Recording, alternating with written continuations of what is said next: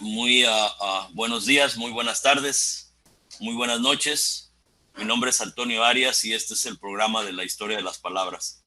La historia de las palabras viene de las historias orales mayas, donde implica que los dioses del Mayab nos crearon, y al vernos inermes y sin crecimiento, ellos se dieron el tiempo de crear las palabras. Las palabras las crearon con rocas, corrientes de agua fuerte, hasta llegar a aguas mansas y arenas, haciendo unos espejos que aducen son las palabras, y ellos están seguros que todos y cada uno de nosotros tenemos un espejo en el cual nos reflejamos el uno en el otro. Somos dos en una imagen, y al estar juntos aprendemos un poquito. Al separarnos, alguien obtuvo algo del otro. Pues hoy tenemos aquí de mucha suerte, porque intentábamos llevar la situación de Colombia a algo más allá de las elecciones. Estamos tratando de ver o explorar la posibilidad de qué va a pasar después de ellas, cuál va a ser la condición del pueblo. Pero ahora tenemos aquí a la profesora Donka. Ella es de origen búlgaro, pero ahorita lo de siempre, Donka, nosotros le pedimos a las personas que nos hacen el favor de su tiempo, que por favor nos digan algo de su persona, dónde nació, dónde creció, algo que no es lo que usted hace como maestra, como activista, sino algo personal, para que la audiencia se sienta familiarizada con usted como persona. ¿Quién es Donka? Bueno, yo soy Donka, yo soy un búlgara, vivo en Colombia hace ya 28 años eh, y he trabajado durante muchos años, más de 20, con movimientos y organizaciones sociales y bueno, también he sido y soy docente e investigadora universitaria y bueno, también he trabajado en varios de los gobiernos alternativos que ha habido en Bogotá, más o menos, digamos, tengo una vida eh, eh, pues que ha sido muy dedicada pues como al trabajo político, al trabajo con organizaciones sociales y a la academia. Okay. Usted es Donka. Eso soy yo. Pues muchas gracias. La cuestión que tratamos de explorar, tratamos de traer, ojalá y Alex Sierra, quien nos dio su teléfono, logre desocuparse y participe también, es la experiencia histórica. Nos ha enseñado de que no importa, los cambios son bien difíciles, y no importa quién gane, las estructuras de poder generalmente tienden a buscar la forma de recuperar lo perdido. Y creo que desde el paro, no sé si quiera usted ver cuál fue su experiencia en el paro, decirnos, logró que un pueblo completamente abandonado y sometido por muchos años y mucha violencia creara cambios muy significativos, con una posibilidad de que haya cambios todavía aún más a fondo. Pero ¿cuál fue su experiencia en el paro, o cómo analizaría el punto al que estamos llegando ahorita, para luego ver las posibilidades al futuro? Bueno, pues lo primero que creo que hay que empezar diciendo con referencia a esto que dices es que pues Colombia ha sido un país que en su historia republicana, digamos, durante 200 años nunca ha tenido una experiencia de gobierno distinta a la de un poco lo que uno podría decir es como la oligarquía, que son más o menos unas 47 familias que durante los 200 años de historia de este país desde su fundación, pues han sido las mismas que han gobernado, ¿no? Es un país que además ha estado muy atravesado por la violencia, una violencia política que ha sido muy empujada desde arriba, ¿no? Digamos que la violencia desde muy temprano en la historia colombiana se convirtió como en el modus operandi de la dominación política, obviamente acompañada también de una exclusión económica muy fuerte, lo cual también ha hecho que en Colombia se desarrollen, digamos, históricamente desde hace mucho tiempo, expresiones de resistencia, oposición, de confrontación, digamos, a este régimen, a este contubernio político-económico que ha gobernado y que ha manejado los destinos del país permanentes, ¿no? Entonces, Colombia es uno de los países que tiene un índice muy alto de movilizaciones sociales permanentes, pero también en Colombia pues se han desarrollado experiencias insurgentes muy importantes en el plano latinoamericano y digamos las más permanentes, ¿no? O sea, hasta que se firmó el acuerdo de paz en el año 2016, pues las FARC era la guerrilla más antigua del mundo y ahora sigue todavía en el plano, digamos, de la insurgencia política, el Ejército de Liberación Nacional, que es otra de las insurgencias que nacieron en la década de los años 60 del siglo XX. Entonces, y a la par de estas, de las insurgencias, también había unos movimientos sociales permanentemente y muy diversos, muy plurales, eh, que han sostenido una capacidad de lucha, una capacidad de generación de autonomías sociales, territoriales, de economías propias, de culturas propias, digamos, muy fuerte en Colombia, ¿no? Entonces, cuando uno busca entender lo que ocurrió con el paro o lo que ha ocurrido y está ocurriendo, porque yo creo que es un proceso que se está desenvolviendo todavía, debe entender eso por una parte, como esa historia de largo tiempo, de largo plazo, pero también en la historia más reciente creo que es importante entender que el paro que vivimos en los últimos 3 años no es simplemente una expresión coyuntural, ¿no? Este paro eh, tiene que ver, pienso yo, con un ciclo de movilización y con un ciclo, digamos, de organización social y de expresión social y política que en Colombia empieza a tomar fuerza desde comienzos del siglo XX, después de una época muy dura, digamos que en Colombia permanentemente la violencia estatal y paraestatal ha sido pues una constante, pero los años 80 y 90 del siglo pasado fueron unos años muy duros de muchísima muerte, de muchísima violencia, masacres, paramilitarismo consolidado, una confrontación armada durísima en las regiones y en algunas de las ciudades grandes también y de las ciudades intermedias.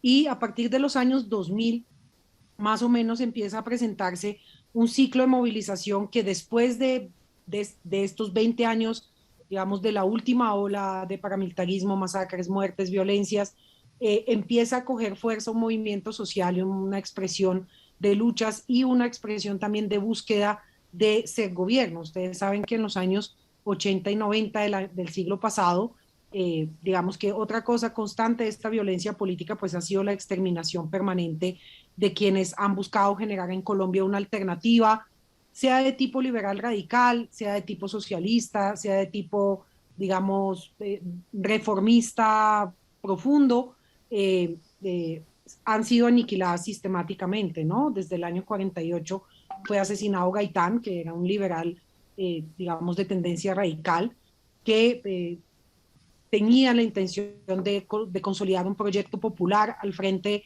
digamos, y de llegar al gobierno a partir de la expresión de un proyecto popular, denunciando la exclusión, denunciando el contubernio político, denunciando la corrupción, denunciando muchas cosas. Y él fue asesinado en el año 48 y según muchos historiadores del país, pues esto es lo que desata la ola de violencia y digamos de confrontación política que genera como respuesta también 20 años después más o menos el origen de las insurgencias, entre otras cosas.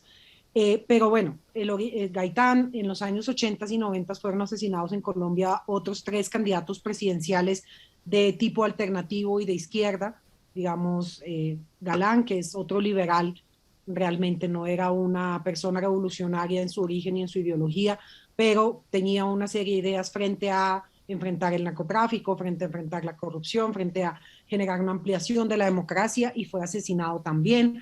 Fue asesinado Bernardo Jaramillo, fue asesinado Pizarro, que fueron todos candidatos presidenciales, digamos, que venían de una línea que buscaba cambios profundos. Entonces hemos tenido una democracia muy lesionada, muy llena de baches de este tipo y muy llena de mensajes muy claros que la oligarquía permanentemente le enviaba al pueblo y a quienes buscaban generar una profundización de la democracia o una realización de la democracia más que profundización, de decirles no lo intenten porque si lo intentan pues los vamos a matar, ¿no? Entonces en ese mismo ciclo pues los años 80 y 90 fueron también momentos en los cuales los distintos proyectos insurgentes de este país y los distintos proyectos en movilización social y en organización autónoma social buscaron generar movimientos políticos que se plantearan la llegada al poder de manera integral. Esos movimientos fueron aniquilados en los años 80 y 90 y hasta en el año 2000 nuevamente empieza a consolidarse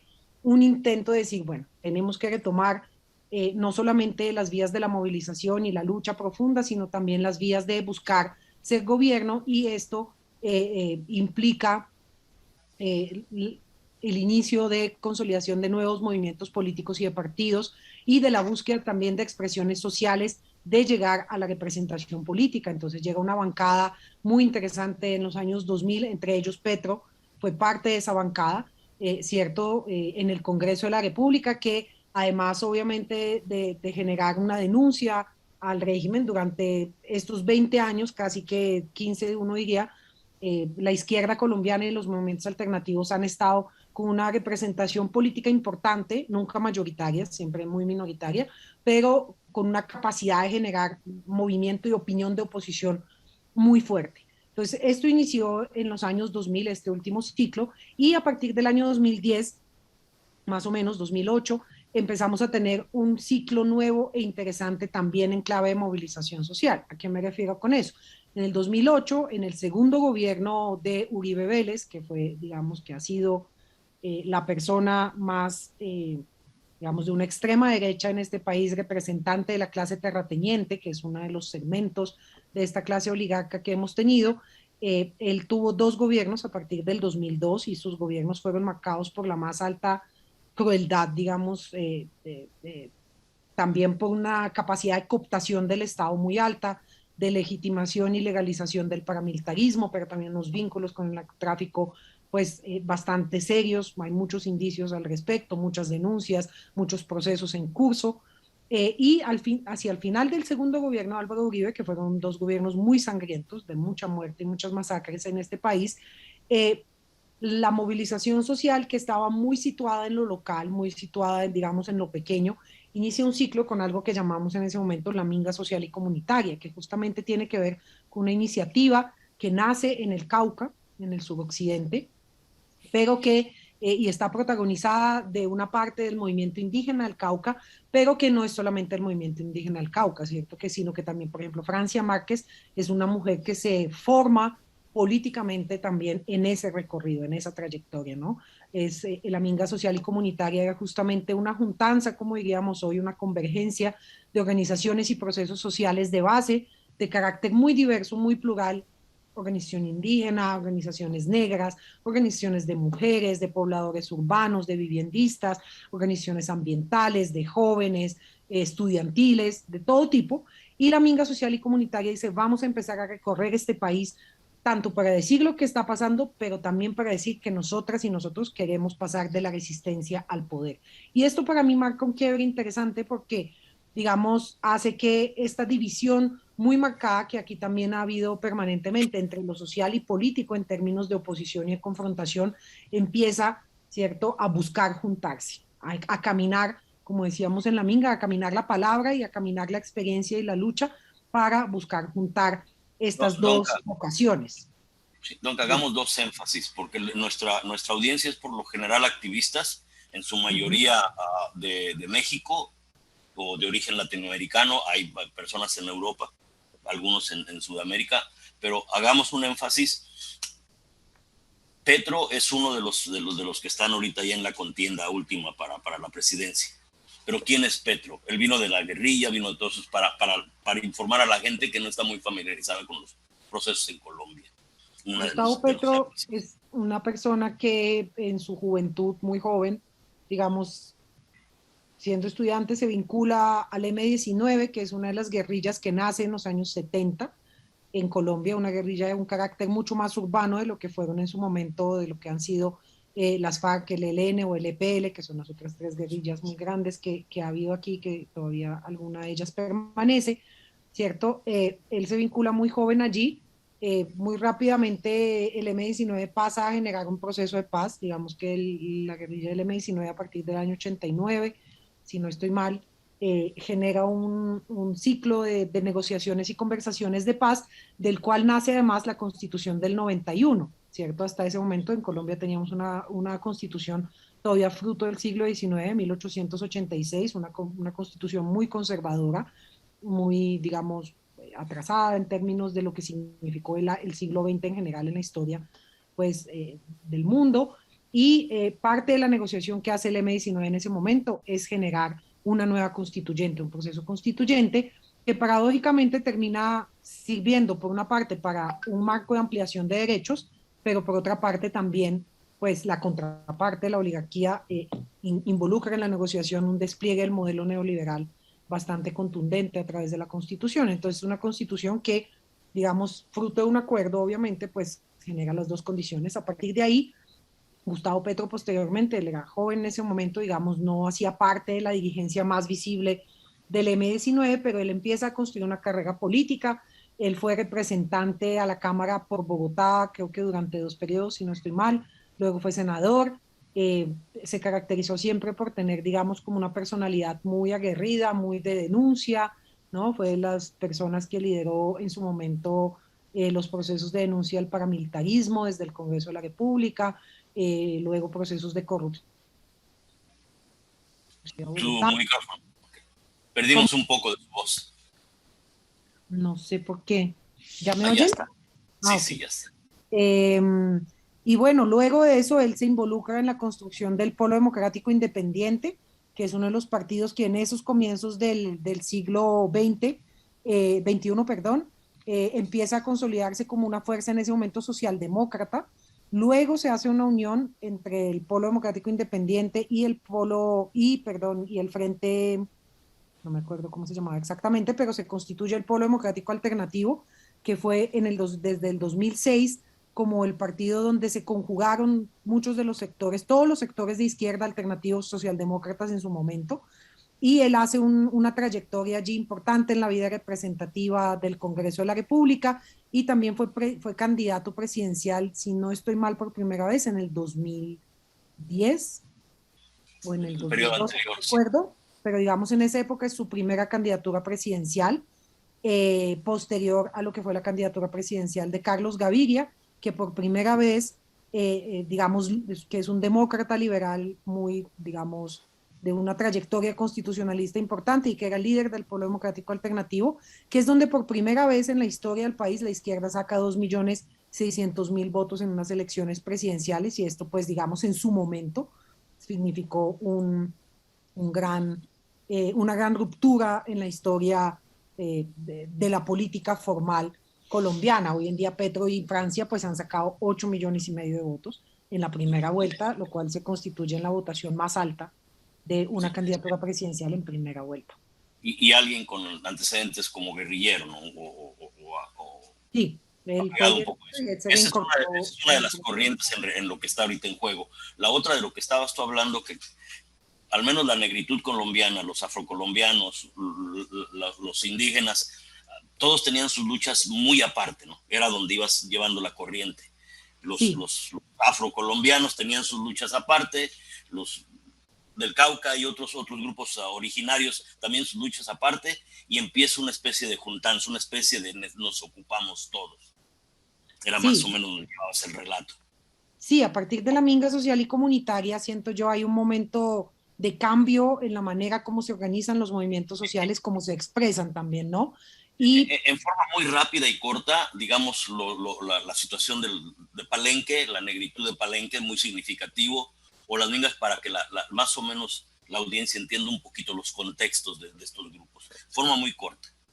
pues digamos que el movimiento afro no es solo de Palenque, Palenque es un sector, digamos, del país, pero el movimiento afro es un movimiento que bordea toda la costa pacífica y, digamos, el suroccidente colombiano, Y la y por minería otro y todo. lado toda la costa caribe, ¿no? Es un movimiento muy diverso, muy plural, no todo este movimiento es parte de una construcción, diría uno, emancipatoria ni políticamente alternativa necesariamente. Durante muchos años los movimientos, bueno, más que los movimientos, las expresiones afro de este país también en algunas regiones significaron parte de las clientelas políticas tradicionales, pero este movimiento del que particularmente proviene Francia, que es un movimiento afro del suroccidente colombiano, de Suárez Cauca, de Timbiquí, de toda esta región, seguramente Liliana conoce mucho mejor todo este contexto geográfico, es un movimiento muy aguerrido, muy luchador, un movimiento muy, digamos, del lado de las ideas de cambio y transformación, muy beligerante en su movilización y muy contundente en términos de posicionar el carácter afro, la importancia del negro en Colombia, ¿no? La lucha por la tierra para la gente afro, su reconocimiento como sujeto político y sujeto pleno, digamos, de derechos, ha sido muy contundente en ese borde del Pacífico y el suroccidente, ¿sí? Por el otro lado, en Palenque, digamos, hay algunas expresiones de ese mismo tipo, y bueno, es un movimiento que se ha ido tejiendo y se ha ido consolidando con mucha fuerza. La Minga Social y Comunitaria ayudó mucho en eso, porque generó esa juntanza entre diversos movimientos y permitió también que las Y, expresiones afro se visibilizaran y se posicionaran muchísimo. Pero es una y gente que esa viene hace muchas décadas construyendo una lucha muy Y integral. esa es otra cuestión, digamos, los pueblos originarios y sus formas y métodos ya milenarios de organizarse, que también han sido una constancia en la historia de todos nosotros, en México, en todos lados. Entonces, para que más o menos entender el contexto donde se están desarrollando las cosas. Entonces, llegamos al momento del paro, que fue lo que me trajo a tratar de Sí, entender más. solo antes quería como terminar una idea rápidamente, y es ese momento del pago justamente, yo digo, un poco obedece a este ciclo que yo pienso inicia con esta ruptura en el 2008, La pero que juntanza que estabas, sigue, okay. La es juntanza que que estabas haciendo el relato es lo que viene anterior a todo esto, ¿no? sí, Poco a poco eso en el empieza. 2008 y a partir de ahí, pero luego hay una coyuntura muy importante de movilización estudiantil del movimiento estudiantil universitario desde el año 2011, que fue lo que se conoció pues en general como la Mesa Amplia Nacional Estudiantil, pero alrededor de esto hubo muchos procesos regionales y locales de organización estudiantil que lograron sostener un paro muy contundente durante más o menos 2 años de manera itinerante, que fue también un movimiento que salió a las calles, ya no solamente en clave de beligerancia y confrontación, que igual se mantuvo, pero también en una clave de diálogo y de búsqueda de construcción política más integral. Luego tuvimos unos paros agrarios en el año 2013 y en el año 2015 que también contagiaron con mucha creatividad, pero también con mucha contundencia del país. Salieron los campesinos y las campesinas de regiones que poco se movilizaban, como Boyacá, por ejemplo, Cundinamarca, que son regiones bastante conservadoras, ¿no? Además de las regiones Nariño, Cauca, la costa atlántica, que son tradicionalmente regiones con mucha capacidad de movilización, los Santanderes, salen estos otros que tradicionalmente eran más conservadores y es un paro muy contundente. En el 2016 tenemos el proceso, bueno, en todo este ciclo tenemos también el proceso de paz, que fue muy importante en términos de consolidar pues un sentido común y una opinión en torno a lo que significa la lucha por la paz, el para qué, y también obviamente un cambio en la configuración regional de, en general, el proceso de paz. Y en medio de esto, una serie de procesos electorales donde se fueron posicionando expresiones de poder local alternativas en Nariño, en Bogotá, en algunos municipios de la costa, en algunos municipios del eje cafetero, ¿no? Empezaron a surgir gente que dijo, que decía, vamos a ir por el poder local, entre ellos Petro, llega a la alcaldía de Bogotá, ¿cierto? La alcaldía de Bogotá lleva un ciclo de más o menos 4 gobiernos alternativos de distinto carácter, muy diverso, no todas ni de izquierda ni tal, pero alternativos, digamos, y esto ocurre en otros municipios. Entonces empieza a haber una experiencia también de gobernabilidad local alternativa interesante que pone sobre la mesa temas de lo que significa ser gobierno y construir Estado desde una perspectiva distinta a la que históricamente ha sido. Y yo creo que toda esta experiencia, todo este caminar, todas estas luchas desde perspectivas diversas y campos disímiles es lo que permite que el paro también sea muy contundente, ¿no? Que en el 2019, en medio de la movilización, surgieron las elecciones que además dieron como resultado la elección de gobiernos alternativos, o por lo menos que se presentaron en su momento como alternativos, en medio de un paro, y esto generó pues un boom que conectó también muchas cosas, y luego esto siguió en el 2020 con la pandemia y con el asesinato de Javier Ordóñez, que contagió también una buena parte del país, y luego en el 2021. Entonces, digamos, yo siento que todo esto es un ciclo de movilizaciones que es importante entenderlo también históricamente caracterizado, porque si no parece una coyuntura, ¿no? Pero lo que tú decías, los sujetos que se expresan en cada uno de esos momentos, en cada una de esas regiones, son sujetos diversos. Está la gente organizada, que lleva años de lucha, años de organización, años de construcción ideológica y programática y de mandatos.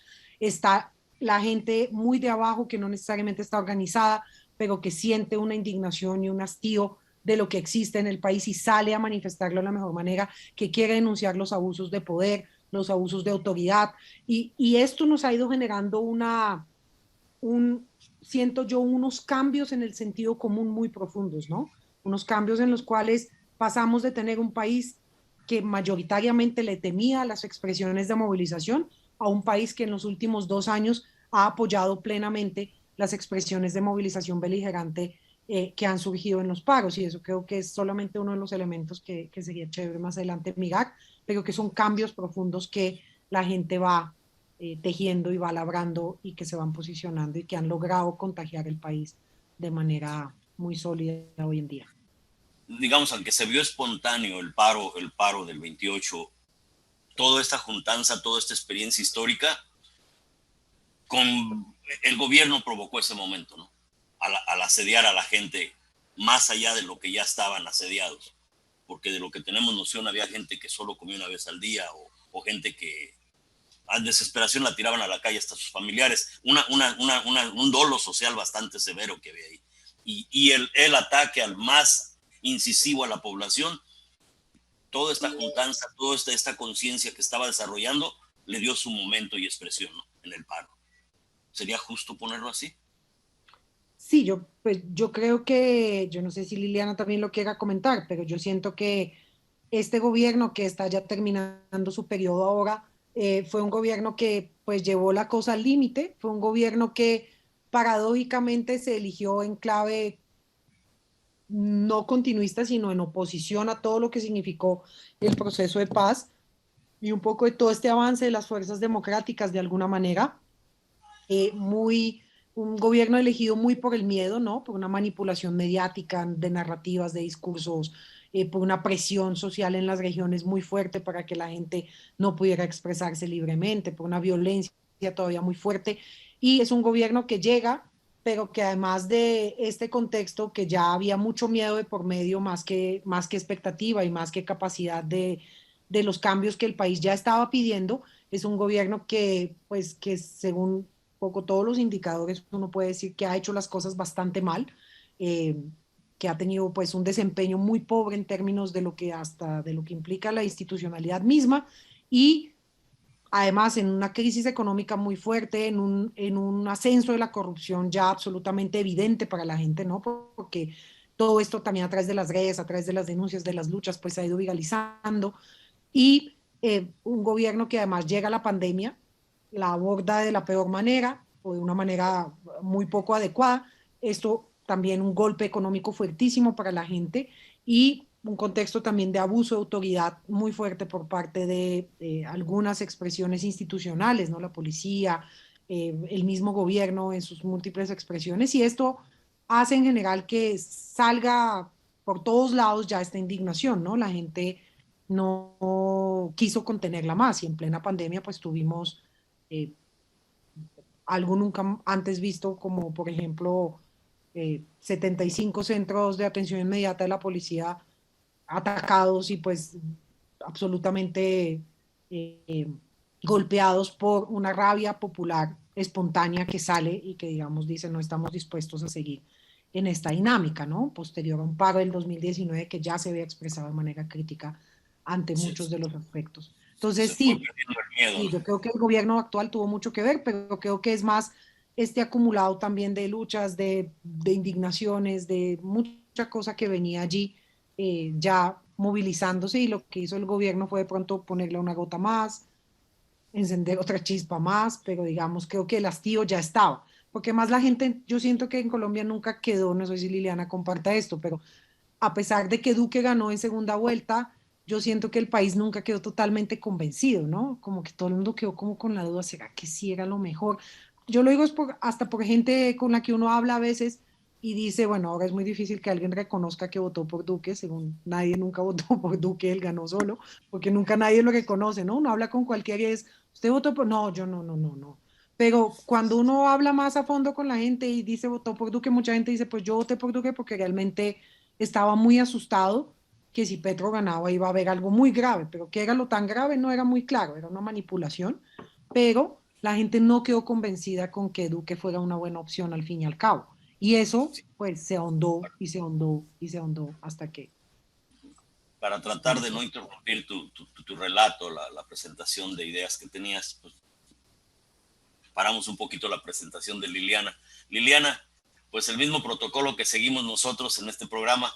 ¿Quién es Liliana? No como parte del Canal 2, no como tu actividad, sino dónde nació Liliana, de quién es como persona. Era, tal vez, ¿dónde fue a la escuela? ¿Era traviesa o qué? ¿Se trepaba a los árboles, le pegaba a los muchachos? ¿Quién es Liliana? Algo personal. Antonio, muy buenas noches. Mi compañera de charla también, buenas noches. Hola. Pues Liliana es caleña, Colombia. ¿Qué les digo más? Sí, muy traviesa, tremenda. Mejor dicho, cada ratico llamaban a avisarle a mi madre pues que yo era muy inquieta y me andaban alando las orejas. Pero yo creo que eso a mí me ha ayudado muchísimo a ser la mujer de temple hoy, berraca y empoderada de lo que yo soy, que nunca me he dejado pues, y cuando he tenido retos los asumo y para adelante. Entonces, pero no, esa soy yo, no te puedo decir más, Antonio, creo que otra cosa. Bien, esto es a nivel personal, es fuera de tu trabajo como camarógrafo del Canal 2, es más que nada tu experiencia. ¿Qué has visto en esto que has estado tú involucrada documentando todo el paro? Porque ustedes vieron asesinatos, vieron distintas cosas bastante feas en forma muy directa en el Canal 2. O creo que tú fuiste parte de eso también, o te cuidaron, fue más Buitrago o otros. Liliana.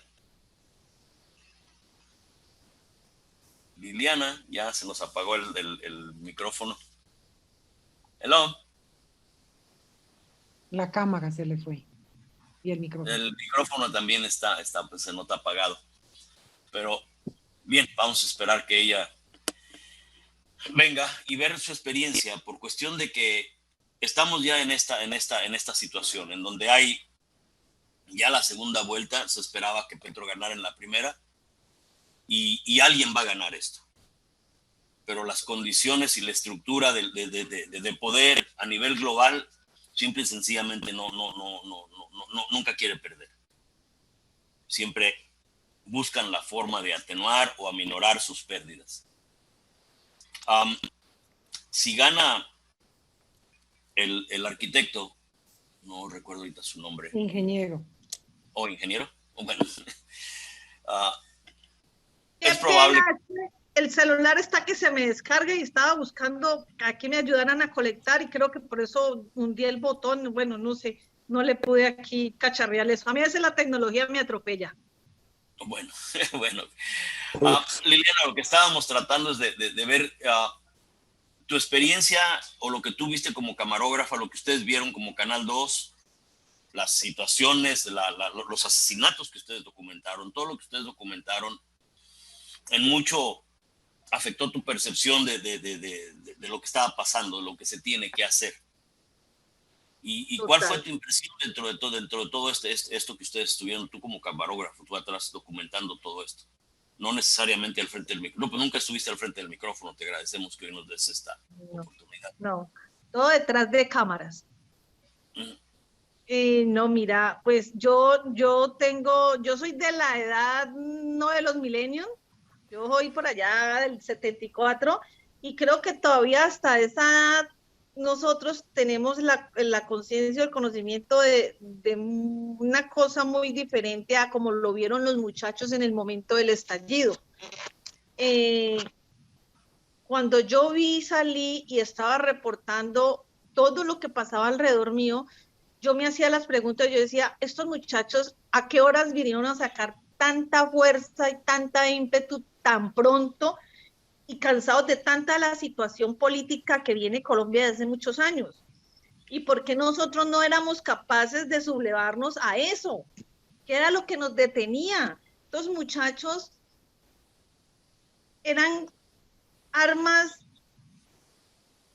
¿cómo te dijera? Se me olvidó, se me fue la palabra, escudos humanos que nos daban a nosotros armas para yo pensar eso, y la conclusión mía fue que es tanta la situación económica, social que tiene este país hoy, tanta falencia, que están cansados de no tener oportunidades.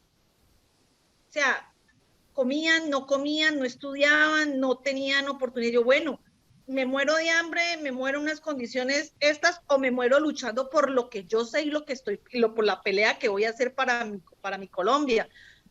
Y eso a uno o a mí en particular me estremeció demasiado, porque es que era de enfrentarse y sabían que podían morir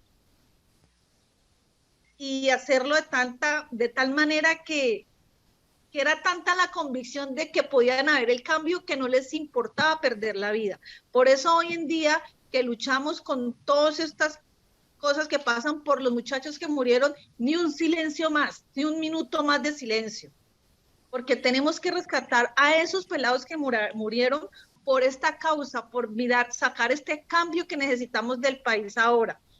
Yo creo que a raíz de toda esta situación, con lo que decía ya nuestra compañera ahora de Petro y todo eso, que esto venía desde el año hace rato, pero en el 2019 y ahora en el 21, los muchachos cogieron más fuerza para luchar por lo que creían, por las oportunidades, porque ellos ahorita no quieren que les den un plato de comida o que les den un subsidio, no, denle estudio, denle trabajo para ellos poder tener un ingreso y poder vivir sanamente y sabiamente, de tener una calidad de vida, que es lo que están peleando ahorita.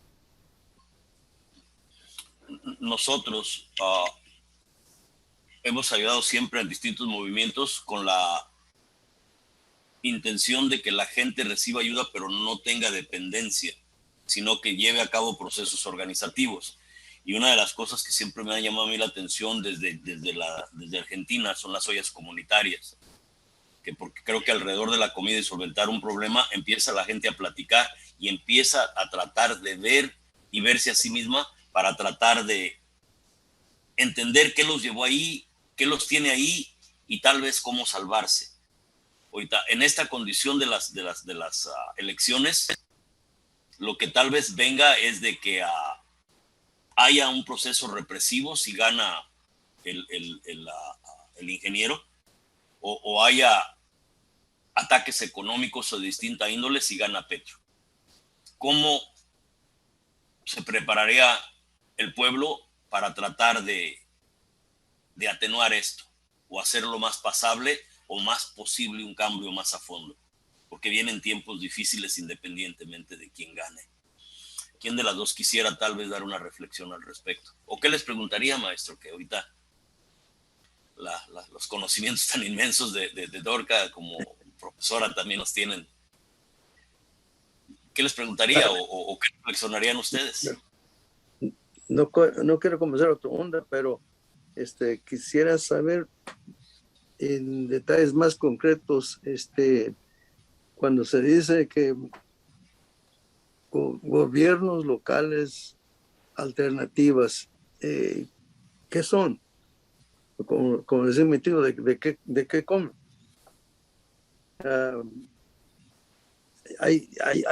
Claro que este ha sido un proceso donde varios sectores de la población colombiana van llegando a este momento de juntarse y enfrentar y retar a lo de siempre, la política de siempre.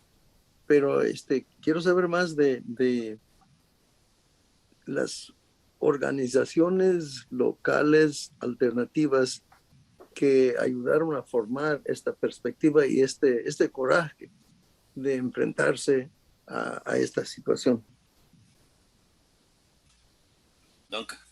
Le cedo la palabra a mi compañera, que creo que tiene más conocimiento en eso.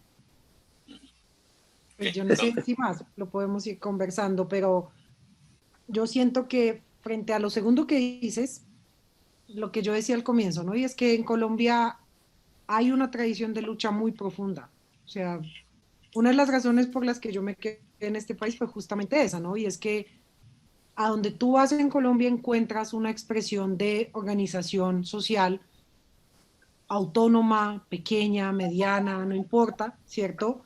Que va movilizándose y va luchando en torno a unos ideales frente a lo que decía Liliana, por ejemplo, en términos de conseguir una mejor calidad de vida, de conseguir una inclusión en términos y un reconocimiento en términos políticos o en términos culturales o en términos sociales, gente que lucha por cambiar sus condiciones de vida, no necesariamente solo exigiéndoselas al Estado, sino gestionándolas desde sus propias capacidades, desde temas de educación, salud, acceso a generación de ingresos, economías propias, ¿no? Es muy propio de Colombia, digamos, que hay una tradición muy fuerte en ese sentido, hay una autonomía social y una capacidad de construir desde abajo estas nociones como de querer cambiar la vida propia de manera colectiva y demás, que están muy arraigadas. También en Colombia hay una economía, digamos, nuestra economía, yo no me sé ahora el último porcentaje, pero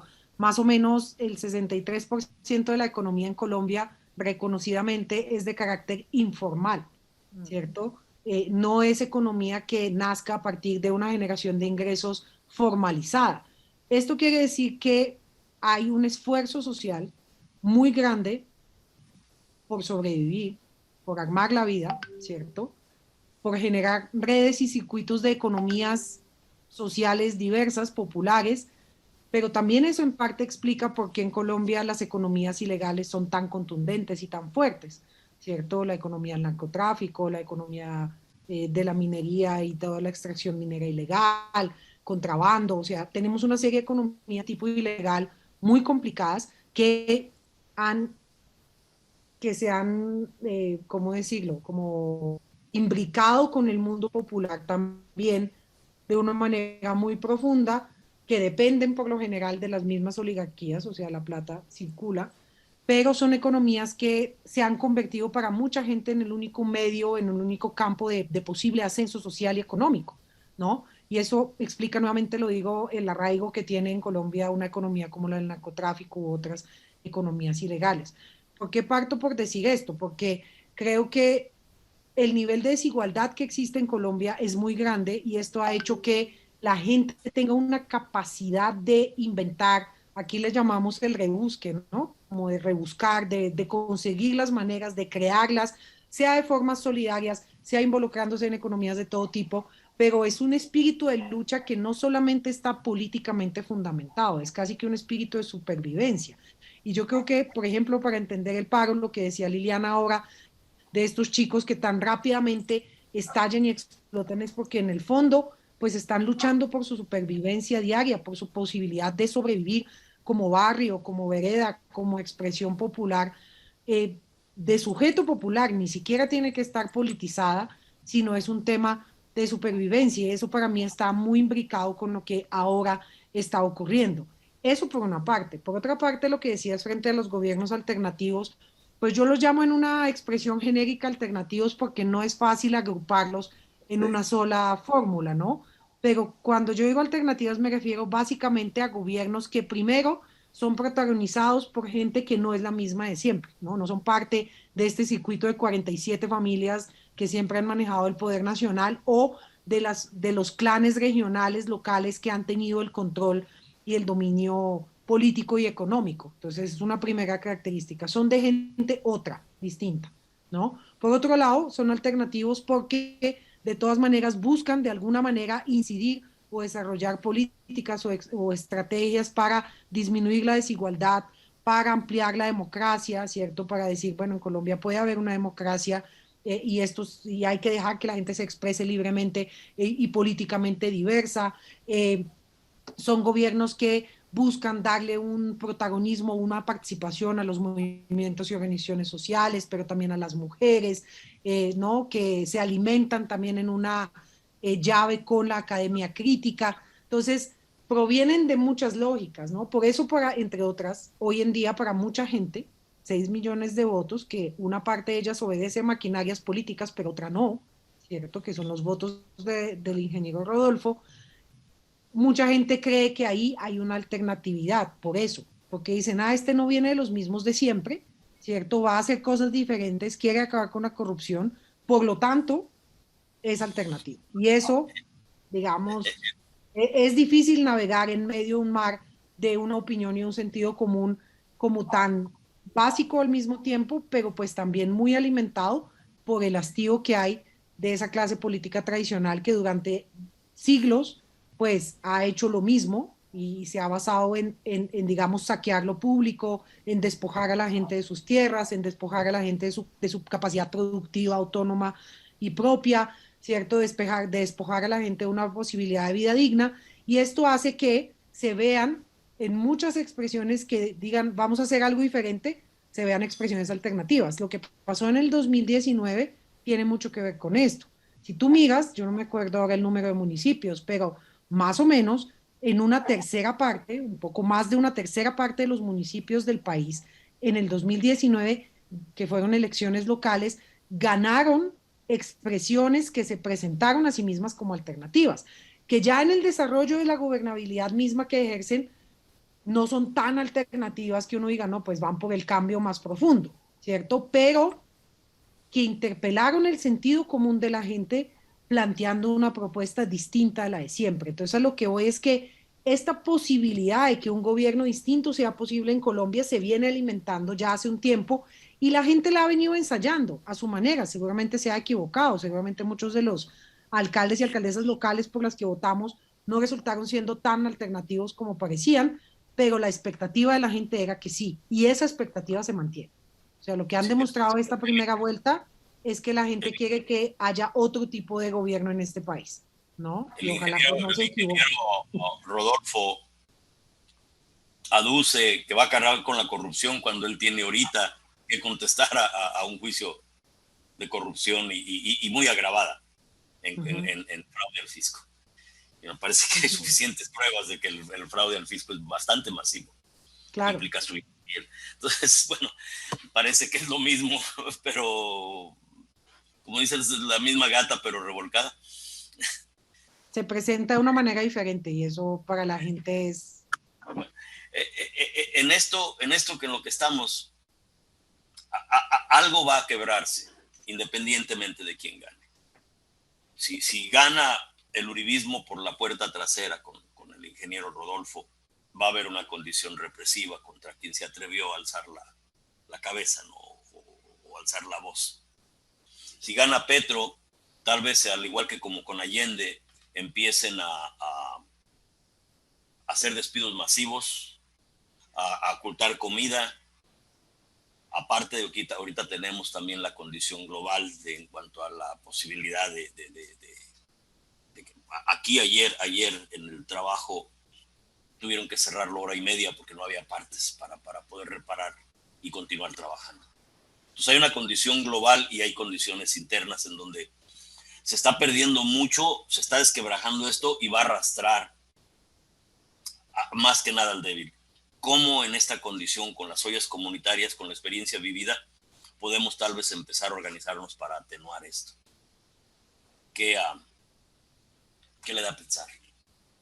¿Cómo, independientemente de quién gane, qué le da a pensar cómo se organiza el pueblo? Porque definitivamente ni el capital ni el Estado son la salvación ni para México ni para Honduras. Es el pueblo en sí que despierte a sí mismo. Pero cómo atenúa, cómo lleva a cabo este proceso. Estos procesos son los que se están cayendo, no quieren perder y van a arrastrarlos a mucho dolor. ¿Qué piensan? Las ollas comunitarias, las expresiones que ustedes ya tienen, México, la policía comunitaria con los pueblos indígenas, distintas formas organizativas donde desde nosotros empezamos a recrearnos. Pero es posible. ¿Cómo le haríamos para tratar de ver de que esto que se cae no nos lastime tanto? Independientemente de quién gane. Yo opino, a título personal, que las ollas comunitarias fueron una salvación para la comunidad en un momento de caos. Se unieron familias, se unieron bandas, se unieron barras, o sea, ahí la lucha fue un solo motivo y todos reunidos alrededor de una olla era su alimento y les ayudó muchísimo. Ahora tendría que ser algo muchísimo más organizado para poder que haya una continuidad en el tiempo, por decirlo así, Antonio. porque de todos modos el principal consumo de nuestros productos está en el campo y los intermediarios ahí son los que más se benefician en eso. Sería contactar al campesino directamente para traer el producto sin intermediarios y tener una organización de base de la cual pueda lucrarse esa comunidad, generar empleo y fuera de generar empleo, ingresos para el sostenimiento. Pero sí es muy difícil a veces porque de ahí pueden despertarse muchas oportunidades y muchas otras personas se pueden aprovechar de esa situación. Entonces sí tiene que haber una asociación, una comunidad de base que respalde eso y que sea la misma comunidad que haga veeduría en ese espacio. El principio de transparencia y rendición de cuentas es algo que un sacerdote me dijo que es, por ahí se puede empezar a hacer una recreación de una nueva relación social. ¿Qué te lleva a pensar esto, Donka? ¿Qué pasaría después de las elecciones? ¿Cómo se organiza la gente para tratar de más a fondo cambiar ya no un gobierno, sino una relación social? ¿Existe la posibilidad con experiencias vividas? Pues es que yo creo que eso ya está ocurriendo. O sea, no creo que vaya a ser algo que pase, o sea, algo que dependa solamente del resultado de las elecciones. Yo creo que hay en Colombia por eso me pareció importante desde el comienzo un poco explicar o plantear esta idea sobre un ciclo de movilización que no solamente es un ciclo de formas de movilización, digamos, de que la gente haya cambiado los formatos, sino que es un ciclo de maduración de conciencia, es un ciclo de maduración cultural, es un ciclo de maduración política que hay en este país. Ahora, esta maduración también ha sido muy golpeada, ¿no? Muy golpeada por la violencia estatal y paraestatal que ha sistemáticamente intentado debilitar a la gente y su capacidad organizativa en Colombia, y es algo que no se ha frenado, ¿no? Que se esperaba que después del proceso de paz tuviese una disminución y pues no la ha tenido. Que se espera que en contextos más democráticos o con gobiernos de este tipo alternativo, como aclaramos antes, se hubiese disminuido y pues no necesariamente ha ocurrido de manera tan contundente como esperábamos, pero sí hay un ciclo, hay una maduración muy grande en la organización social en Colombia, en la organización política, hay mucha mayor experiencia. Yo creo que dos cosas me parecen importantes decir acá. Una, lo que decía ahora, y es la relación entre lo social y lo político es distinta hoy. No es la misma hace 15 años, ni es la misma hace 10 años. Entonces, gane quien gane, va a haber una capacidad de ligazón de esta relación política y social que yo creo que se va a sostener. O sea, la gente no va a dar su brazo a torcer en términos de buscar formas de gobierno y de expresión política distintas en este país. No va a echar para atrás. Puede que lo que tú dices haya un ciclo de represión aún más fuerte, pero también yo creo que esta maduración organizativa y social también se viene dando. O sea, no creo que solamente vaya a pasar después de las elecciones, sino que ya está ocurriendo. Y en parte lo que se expresa en las elecciones es justamente que está ocurriendo.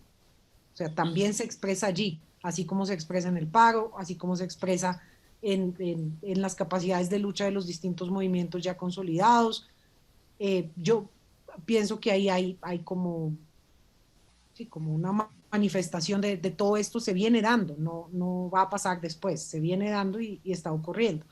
Y creo que también hay un cambio en el sentido común de la gente en Colombia en general, no solamente quienes estamos organizados previamente o quienes venimos de procesos sociales y políticos ya más consolidados, o la gente que ha salido a expresarse en el paro de manera de pronto más espontánea y genuina, pero que también tiene en el fondo unas convicciones muy interesantes frente a lo que pasa en este país, sino el resto de la gente también tiene una opinión crítica, por llamarlo de alguna manera, ya ganada, y eso es otra cosa que yo espero no se pierda, sino que siga creciendo y se siga cualificando. Por ejemplo, esto que tú decías del ejemplo del ingeniero Rodolfo y si su campaña es genuina o no, si es pura narrativa, digamos, montada.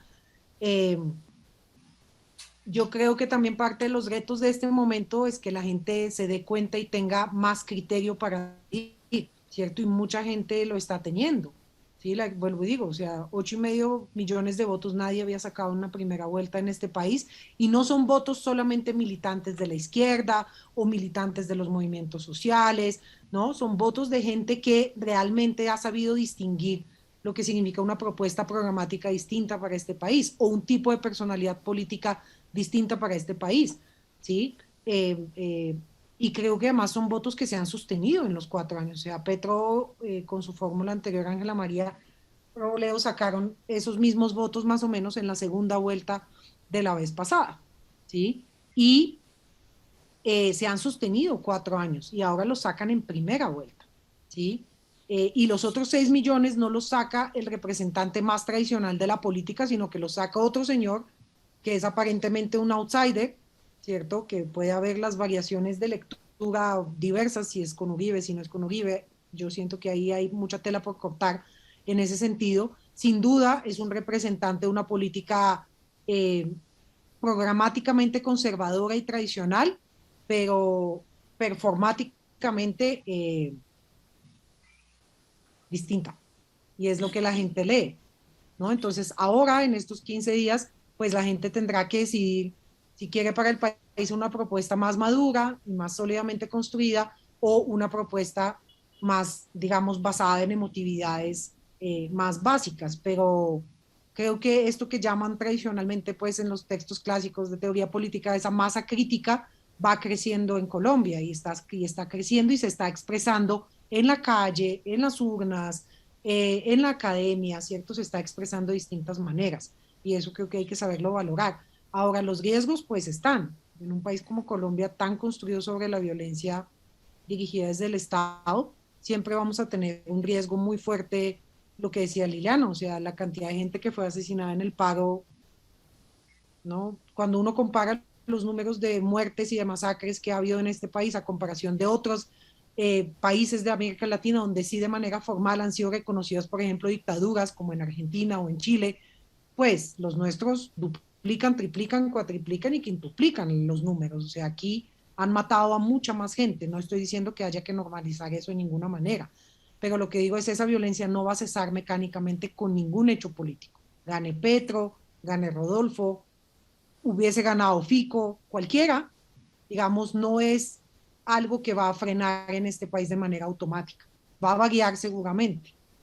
Ahora, lo que yo no veo tan probable es una posibilidad de un golpe de Estado en este país por ahora. No lo veo, puede que ocurra, pero no lo veo porque creo que hay una serie de condiciones también internas y también geopolíticas que no necesariamente en este momento uno podría decir nos dan pistas para pensar que un golpe de Estado sería el escenario que se desenvolvería, porque hasta en la candidatura de Petro pues hay ciertos sectores del liberalismo tradicional que se han ido juntando y hay cierta gente de las clases políticas, digamos, del establishment, del statu quo, que se han ido acercando y creo que,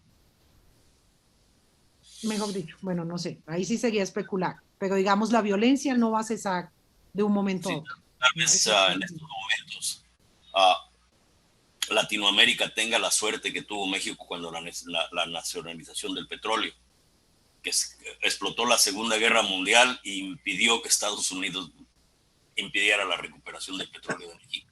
Ahorita parece que están bastante entretenidos y quieren entretenerse más con China. Tal vez eso de un respiro para nosotros agarrar un poco de espacio y conciencia, como los pueblos latinoamericanos. Tal vez sea un momento de suerte para todos, que todos estos movimientos, estas posibilidades estén ahí y ojalá y se las sepamos aprovechar. Y cómo prepararnos para que el miedo por el miedo no impide el avance y también el miedo a las ideas, que creo que es muy parte del rechazo a Petro. Maestro, ¿qué lo lleva a reflexionar esto? Bueno, de lo que ahorita estás hablando, pues ya vemos acá en el norte que el gobierno de Biden ya ha dicho públicamente y abiertamente que si no continúan con el uribismo, se va a recortar la ayuda. Claro que la mayoría de esa ayuda a la oligarquía, a los preponentes, pero va a tener un impacto en el pueblo. Y nomás hay que ver la postura de Estados Unidos contra cualquier gobierno pues, que cuestiona la economía del mercado global. Entonces llegan ahí fuertemente contra cualquier gobierno. Y va a ser muy interesante ver si gana Petro, si el pueblo tiene, bueno, basado en sus experiencias, su crecimiento, sus actitudes políticas, sus relaciones sociales, a ver cómo aguantan estos golpes. Independientemente de quién gane, va a haber golpes. Ahora, Sí. en parte lo que yo estoy viendo en esta dinámica de Rusia es que Rusia tuvo y tiene el control de sus recursos naturales y por eso puede autosustentarse contra todos estos Sí. ataques. Pues A sí. nosotros, en México, en Colombia, en todo Latinoamérica, nuestros recursos están comprometidos y eso nos hace más difícil de sustentar una posibilidad de cambio porque luego nos pueden limitar. Y estas oportunidades que se están desperdiciando en México con Obrador, que pues, al parecer vamos a hacer un programa donde vamos a probar que pues, desafortunadamente quedó corto en sus propuestas. Esta oportunidad con Omara, con Xiomara en Honduras, estas Sí. formas en las que el pueblo está tratando de recuperarse a sí mismo son esperanzadoras. Sí. ¿Cómo cerrarían ustedes esto? Dígame, maestro, díganos. No, tenemos bien poco tiempo. Sí, lo que es. Con lo de siempre, Sí, las pláticas se nos alargan. gana el reloj.